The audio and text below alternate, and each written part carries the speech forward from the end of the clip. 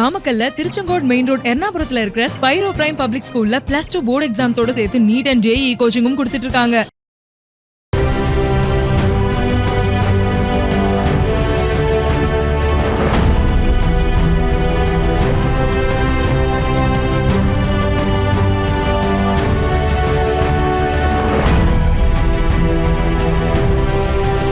கூட்டணி விவகாரத்தில் உடும்பு பிடியாக இருந்த எடப்பாடி பழனிசாமியை சாம பேத தான தண்ட வழிமுறைகளை கையாண்டு தனது வழிக்கு கொண்டு வந்திருக்கிறது டெல்லி மேலிடம்.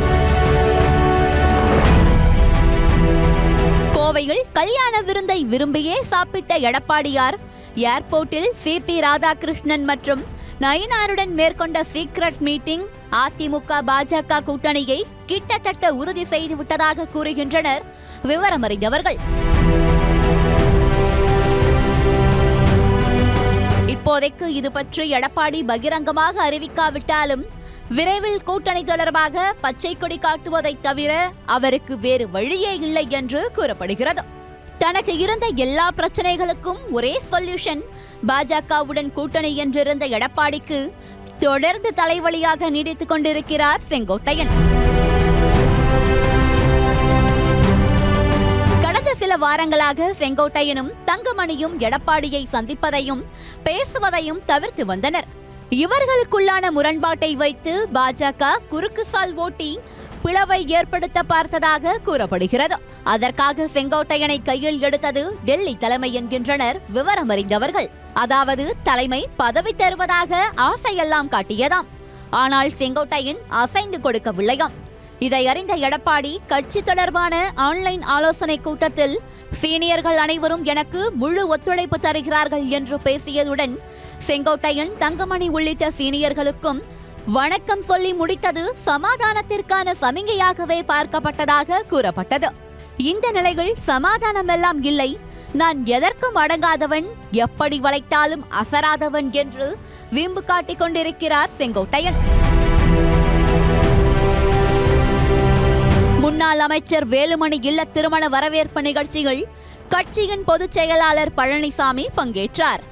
அவரை நேருக்கு நேர் சந்திப்பதை தவிர்க்க முன்னாள் அமைச்சர் செங்கோட்டையன் முன்னதாகவே வந்திருந்து மணமக்களை வாழ்த்தி சென்றார். இதனைத் தொடர்ந்து அனைத்து பார்வைகளும் பாஜக அதிமுக கூட்டணி குறித்தே இருந்ததால் இந்த விஷயம் பெரிய அளவில் பேசப்படாமல் இருந்தது. இத்தகைய சூழலில் நீங்க கூட்டணி வைங்க, வைக்காம போங்க, நீங்க யாரை முதல்வர் வேட்பாளராக்கணுமோ வேட்பாளராக்கிக்கோங்க, ஆனா என்னுடைய சீனியாரிட்டியை நான் காப்பாத்திக்கிட்டு தான் ஆகணும் என்று உறுதியோடு இருக்கிறார் செங்கோட்டையன் என்கின்றனர் விவரமறிந்தவர்கள்.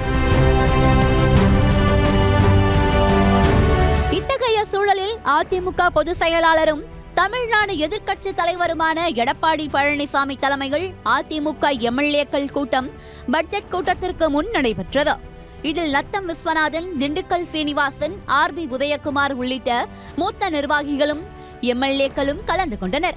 பட்ஜெட் கூட்டத்தொடரில் எப்படி நடந்து கொள்வது, ஆளும் திமுக மீது குற்றச்சாட்டுகள் வைப்பது உள்ளிட்ட பல்வேறு விவகாரங்கள் குறித்து விவாதிக்க வேண்டும் என சட்டப்பேரவை நிகழ்வுகள் குறித்து ஆலோசனை நடத்தப்பட்டது. ஆனால் தொடர்ந்து எடப்பாடி நிகழ்ச்சிகளை புறக்கணித்து வரும் செங்கோட்டையன் MLAக்கள் ஆலோசனை கூட்டத்தையும் புறக்கணித்தது கட்சி தலைமையை அதிர வைத்துள்ளது. சட்டமன்றத்திற்கும் தாமதமாகவே வந்த செங்கோட்டையன் அதிமுக MLAக்கள் ஆலோசனை கூட்டத்தில் பங்கேற்காமல் வேறு வாயில் வழியாக நேரடியாக பேரவைக்குள் சென்றுவிட்டார். இதனைத் தொடர்ந்து எடப்பாடி பழனிசாமி சட்டப்பேரவைக்குள் நுழைந்தபோது அதிமுக MLAக்களுடன் செங்கோட்டையனும் எழுந்து நின்றார். மற்ற MLAக்கள் EPSக்கு வணக்கம் வைத்தபோது செங்கோட்டையன் மட்டும் வணக்கம் வைக்கவில்லை.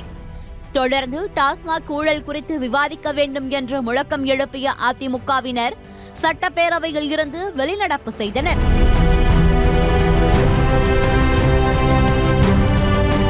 அப்போதும் செங்கோட்டையன் எடப்பாடி பழனிசாமியை புறக்கணித்து தனியாக சென்று விட்டார். இப்படி EPSஐ தொடர்ந்து புறக்கணித்துக் கொண்டே இருக்கும் செங்கோட்டையன் விரைவிலேயே கட்சிகள் பிளவை ஏற்படுத்தி கொங்கு மண்டலத்தை தன்னுடைய கண்ட்ரோலில் கொண்டு வர திட்டமிட்டுள்ளதாக கூறுகின்றனர் கொங்கு மண்டல ரத்தத்தின் ரத்தங்கள்.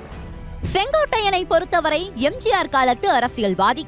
அவரது குட்புக்கில் இடம் பிடித்து அதிமுகவின் தொடக்க கால அரசியல் பணிகளில் முழுமையாக தன்னை அர்ப்பணித்துக் கொண்டதோடு ஜெயலலிதாவின் நம்பிக்கைக்கு பாத்திரமாக இருந்தவர். குறிப்பிட்டு சொல்ல போனால் கொங்கு மண்டல சீட் ஷேரிங் முதல் ஜெயலலிதாவின் தேர்தல் பிரச்சார அட்டவணையை வடிவமைப்பது வரை அத்துணை முக்கியத்துவம் வாய்ந்த தலைவராக திகழ்ந்தவர் செங்கோட்டையன். ஜெயலலிதாவின் நம்பிக்கைக்கு மட்டும் பாத்திரமல்ல, தனக்கென தனி சாம்ராஜ்யம், தனக்கான ஆதரவாளர்கள், தனக்கு கீழ் பல்வேறு சிஷ்யர்கள் என பலம் வாய்ந்த ஆளுமையாகவும் இருந்தவர்.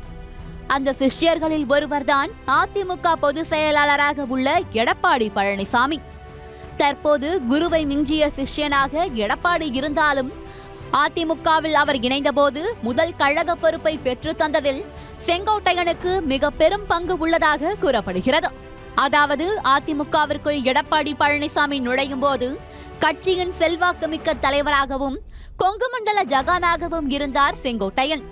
அது மட்டுமின்றி ஜெயலலிதா வழக்குகளில் சிக்கி சிறை சென்றபோது கட்சியை வழிநடத்தியதிலும் சரி, மறைவிற்கு பிறகு அடுத்த முதலமைச்சர் என்ற கேள்வி எழுந்தபோதும் சரி, கூவத்தூரில் முதலமைச்சர் நாற்காலிக்கு சசிகலா சரியான நபரை தேடிய போதும் சரி, அனைத்து தருணத்திலும் நம்பிக்கைக்கு உரிய நபராக முன்னிலைகள் இருந்தவர் செங்கோட்டையன்.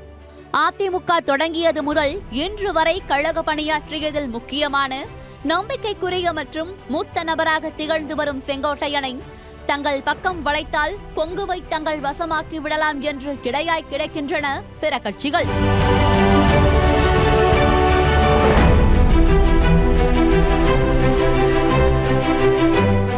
நாமக்கல்ல திருச்செங்கோடு மெயின் ரோட் எர்ணாபுரத்துல இருக்கிற ஸ்பைரோ பிரைம் பப்ளிக் ஸ்கூல்ல +2 போர்டு எக்ஸாம்ஸோட சேர்த்து நீட் அண்ட் JEE கோச்சிங்கும் கொடுத்துட்டு இருக்காங்க. குமுதம் மற்றும் தமிழ்நாடு மின்சார வாரியம் இணைந்து வழங்கும் சிக்கனமும் பாதுகாப்பும் யூஸ்ஃபுல் டிப்ஸ், மின் நுகர்வோர் சேவை மையம், மின் கட்டணம் தொடர்பான சந்தேகங்கள், இலவச மின் இணைப்பு குறித்த தகவல்கள், பழுதடைந்த மின் கம்பங்கள் அல்லது பில்லர் பாக்ஸ் குறித்த தகவல் தர, மின் இணைப்பு பெயர் மாற்றம் குறித்த சந்தேகம், இவை அனைத்திற்கும் 9497 என்ற எண்ணை தொடர்பு கொள்ளவும்.